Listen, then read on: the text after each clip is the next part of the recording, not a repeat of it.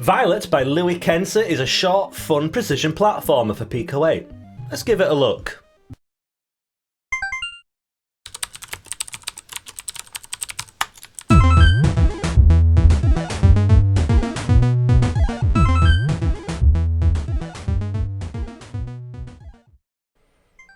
Welcome to Pico Playtime, the video series where I play through some cool Pico 8 games to show to you lovely people. Today's game is called Violet by Lily Kensa, and it is a precision platformer. Like I said in the intro, just a short intro today. Okay, we're on the title screen. We've got some rather nice music, which I appreciate already. And interesting little touch here, which we'll see throughout the game. We've got these, I can't, my mouse isn't there. Oh, no, you can't see it. We've got these little, I think you call them torii gates, the Shinto traditional gates that you get in Japan.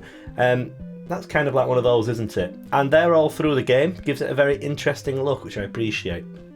Before we get into the game, let's have a look at the controls. We have got the basic kind of platformer controls we would expect. We've got running, we've got jumping, we can hold jump to jump higher, and we've got a dash. So this is very much in the mold of Celeste. We'll be talking about that as we go through.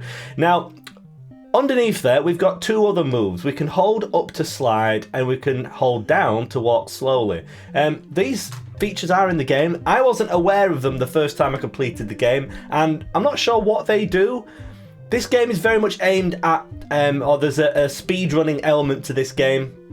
Maybe it is part of some strat I'm just unaware of, but I didn't find a use for them, but they are there. Anyway, let's get into things. So, here's a nice touch. You have to hold the button, and it shows you a little progress bar. You have to hold the button to start. That's a nice way of doing it, isn't it? Anyway, nice simple title screen. Let's get into it. So, as you can see, we are starting off in what looks very familiar to anyone who's played the Pico 8 version of Celeste. This is a whole kind of genre or subgenre of platform games. It's not one I'm mega keen on usually, but I did like the way this game was presented, and I did enjoy playing through it, so that's why it's here. But there are a lot of precision platformers, and it's not my favourite genre for a few reasons. But still, let's have a look at what's good about this game. So, here's a nice little touch. We've got these little tablets that give us little hints. A bit funny because I think, do you actually have to dash to get... Oh no, you can jump that. You can clear that. Yeah, some of the tablet placement, it's kind of... They're easy to miss. They're just a little nice little touch.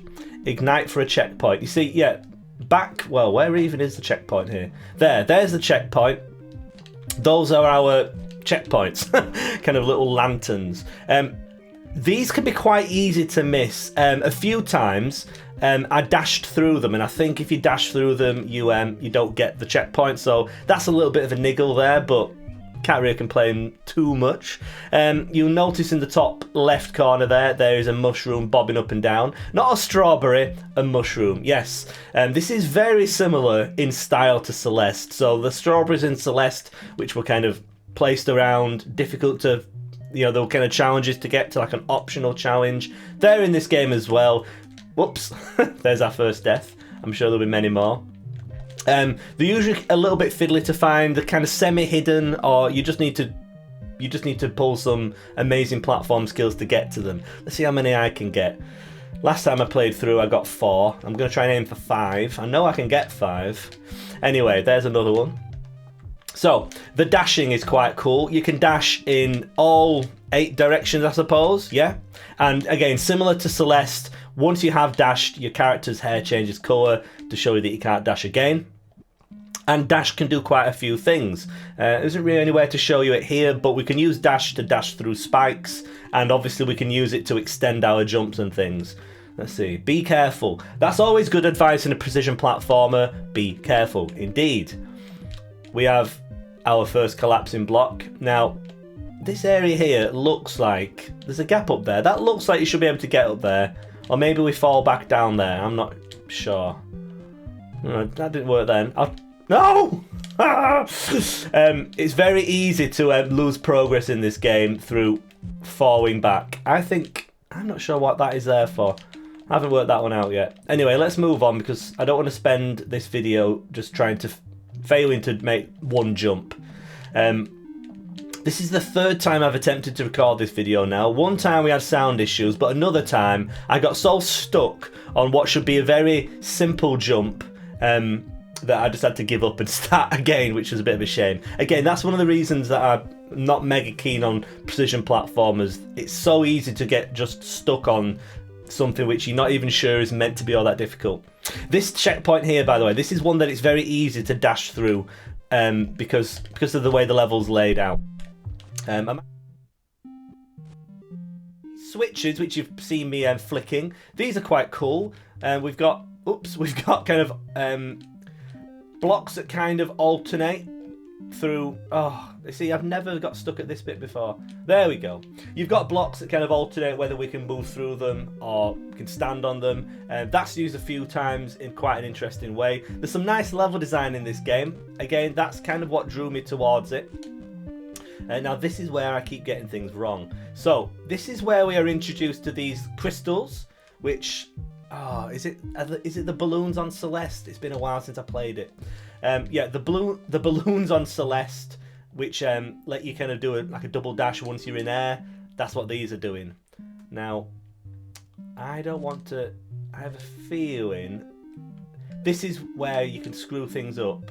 Have I screwed it up? No, I haven't. It's good. Yeah, if you flick the wrong switch there, you can't get that mushroom, which I just picked up then, because it's set like that. So I managed to do it this time. Now, this is the jump where I kept having problems. Basically, because of the dashes working in 8 directions, I kept getting stuck because I kept doing a diagonal dash there. And yeah, that was frustrating. Now, I am using a controller. You absolutely must use a controller to play this game. It is a living nightmare if you do not have a controller. The first time I played the game I was just messing about and just didn't have a controller to hand, was using a keyboard. It's awful. Use a controller because it's completely set up for it. It's unplayable on keyboard. I don't know, maybe you can do precision platformers without a controller. I can't. And I don't think most people will find that. Now, here's an interesting thing which I kind of like. Once you've collected a mushroom, you don't have to collect it again if you die. You can just carry on. That's really nice because often in games like this, you have to kind of clear a screen without dying to kind of keep the power up. So I'm glad that that is not the case. Oh, the spikes in this game are so keen. The hitbox on them feels enormous. It obviously isn't. It's just I'm guessing it's just like an 8x8 sprite, but as you can see, very, very easy with the slippery, snowy platforms that we're trying to stand on. Very easy to slide into the wrong thing. Oh, this is why I don't often review precision platformers, because it just looks like I just can't jump. Anyway, let's see if I can do this.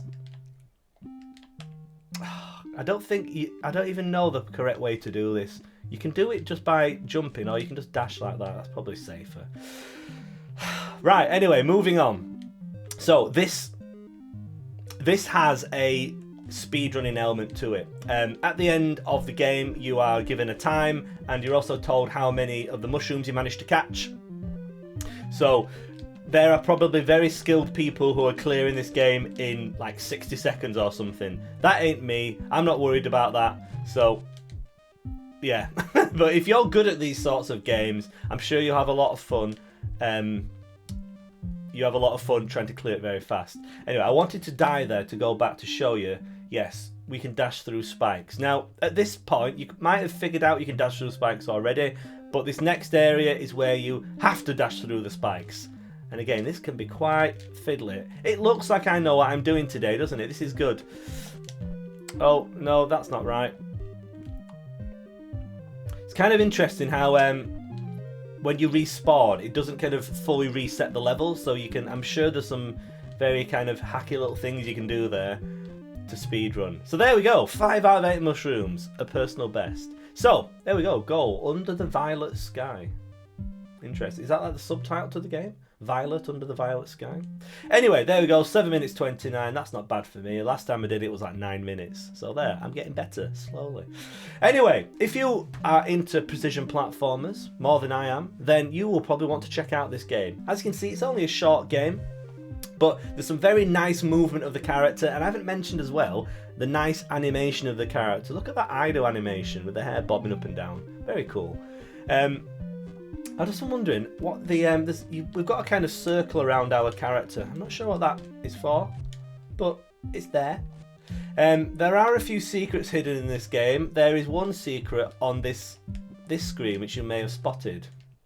Anyway, there are some secrets, there are some hidden things which you might want to try and find yourself. Check out the description on the Pico 8 BBS, because Lily Kensa there is basically listing all the different people who helped make the game and some inspirations. Like I say, this game wears its inspirations on its sleeve, which is nice to see. Anyway, I hope you enjoyed this video. Yeah, precision platformer fans, go and check this out.